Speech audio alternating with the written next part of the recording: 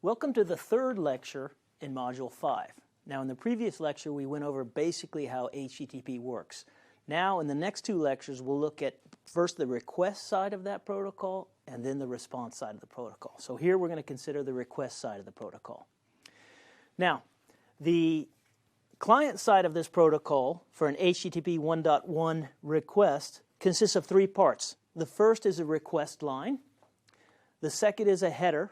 And finally, there could be a message body. Let's take a look at each of these piece by piece. The request line identifies the resource. For example, if you think back to the previous lecture, we had a get index.html. The resource in this case is index.html, along with the desired action or the request itself. And the request in the previous example was a get request. The resource is typically identified by what's known as a URI, a universal resource identifier, and a URL is just a specific case of that. So www.unm.edu is a URL.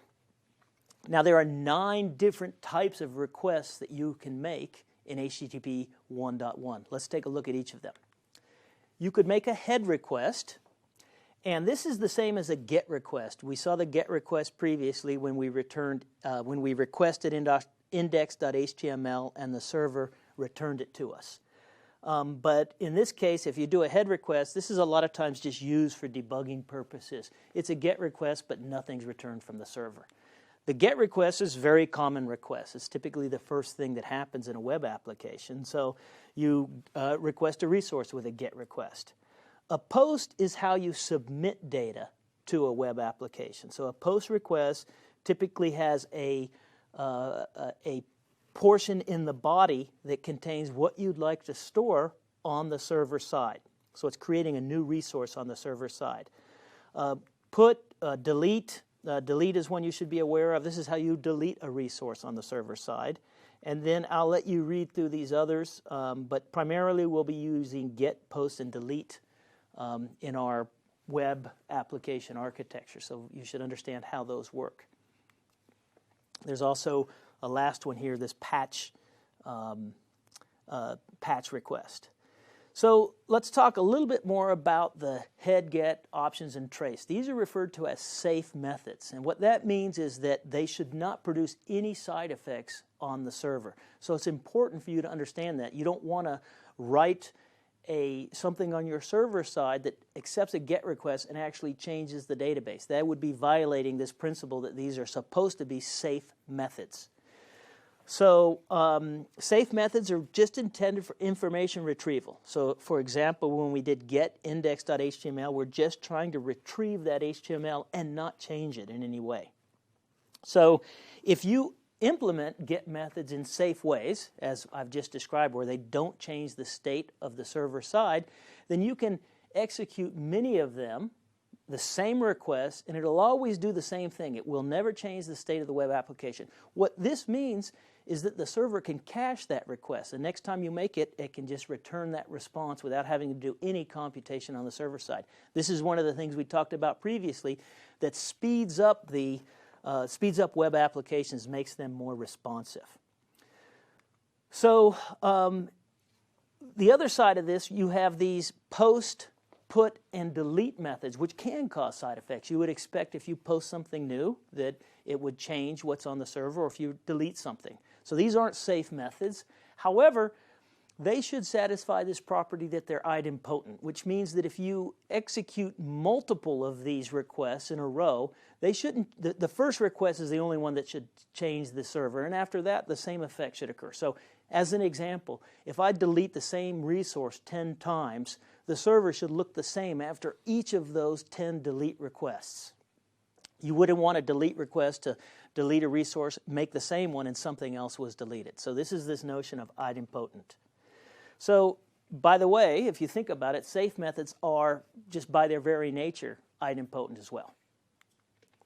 So, the second part of the request is the header. And this is really the primary part of the request, right? So it contains kind of the parameters of the request. And there's a syntax that's used throughout the header. and it is the name of a field, a colon, followed by a field value. And here's some examples. Here's a common one that you see. This accept field specifies the content types that are acceptable to the client. And so, again, think about the fact that we're making an HTTP request. And as a part of that request, your client is saying, I can accept, in this case, plain text. HTML, in other words, right? Another one that you commonly see is a language type. The language that I'm expecting to be returned to me is English, U.S. English in particular. So these, again, this follows this syntax. There's the name of the field, accept in the first case, and accept-language in the second, followed by a colon, right? And then the field value. And so this is how, by the way, you can internationalize applications. You can look at, on your server side, you can look at the language that somebody's working with, and then return data according to the language. This is how you internationalize applications. So there's a whole set of these. I'm not going to go over all of them, but the main thing I want you to be able to do is as you use your developer tools in the browsers, you can see them, and you'll see there's quite a few of them.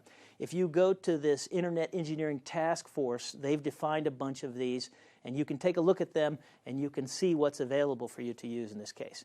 Rails does a lot of this automatically for you, but when you debug an application, you need to be aware of what these things mean. Now, the next thing is the message header. It's very important. It must be separated from the message body by a blank line. So the header field, blank line, and then you can include a body as a part of the request. Let's take a look. In order to demonstrate what happens on the client side with an HTTP request, I've opened up a web page, and let me go to open the developer tools, and I'm using Chrome in this case. So if I open the developer tools, I see now a window down here, and I'm going to go ahead and refresh this page, and you'll see some activity in the developer tools at the bottom. And I'm going to move to the very top of all of these activities that just are recorded here. And again, this is under the Network tab. And if I select www.unm.edu, I see there's a get, that it's a GET request, and I see the status 200 was returned, meaning that it's okay, and that text.html or text/HTML was returned. And let's look at the request itself. If I click on www.unm.edu here, you see that the request URL is provided here, http://www.unm.edu. The method was a GET. And then we can look at the request header itself, and we see that it's get HTTP 1.1, the host. And here's an example of some of the headers. This specifies that we can accept HTML, XHTML, XML, and this Q indicates the quality that we'd like to receive. The user agent here we're saying is that this is my browser, it's Mozilla. I'm using a Apple Macintosh computer, so on and so forth. So these are all the headers that are a part of the HTTP request. Now, as I've said, the message body in an HTTP request is optional. Typically not there for a GET request, but for a POST, there generally is a body. So this is, again, the data that you're trying to supply to the server side. And you can also have various characteristics that are defined in fields. And so an HTTP request includes a body. There's usually something in the header that says what type of data is being supplied. So there could be a content type that specifies the MIME type that's going to be supplied in the body. And it could be text HTML, it could be an image, a GIF file. Again, you're just telling the server, this is what my body contains. And sometimes you'll see a content length that specifies how many bytes are in the message body as well. This completes the third lecture in Module 5 that deals with the request side of the HTTP protocol.